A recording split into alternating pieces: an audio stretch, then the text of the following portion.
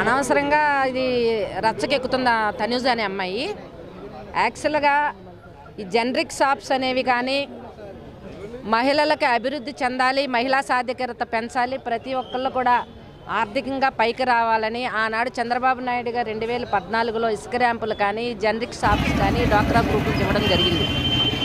అందులో భాగంగా తనుజ అనే అమ్మాయి జిల్లా సమైక్య ద్వారా మరి ఈ medical shop generic medical shop తెచ్చుకోవడం జరిగిందని చెబుతుంది.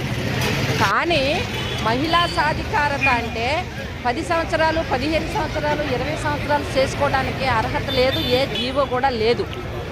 డ్వాక్రా సంఘం ద్వారా వచ్చింది కాబట్టి మహిళా సాధికారత పెంచుకోవడానికి ఒక 5 సంవత్సరాలు ఒక మహిళ చేసుకోవాలి, ఇంకో 5 సంవత్సరాలు ఇంకో సంఘం చేసుకోవాలని ఉంది తప్ప 10 సంవత్సరాల పాటు తనే చేసుకోవాలనే ఆలోచన అనేది కరెక్ట్ కాదు. పైగా పోయిన 5 సంవత్సరాలు వైఎస్ఆర్ పార్టీ అధికారంలో ఉంది, అప్పుడు కూడా నేను చేశాను. ఇప్పుడు మరి మా నాయకులు అడ్డుపడుతున్నారు, అర్బన్ నాయకులని వాయిస్ ఇస్తుంది, పేర్లు కూడా ఎత్తుతుంది.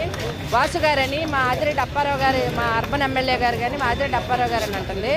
ఇది నీకు ఎంతవరకు కరెక్టు? మహిళా సాధికారత మన చంద్రబాబు నాయుడు గారు పెడితే ఈ రోజున పొట్ట కొడుతున్నారని నువ్వు వాయిస్ ఇస్తున్నావు. అమ్మా ఒకటి తెలుసుకో, నువ్వు ఈ రోజున 5 సంవత్సరాలకే ఏ బిజినెస్ ఉన్నా, ఏ వ్యాపారం ఉన్నా, ఏ జనరిక్ షాప్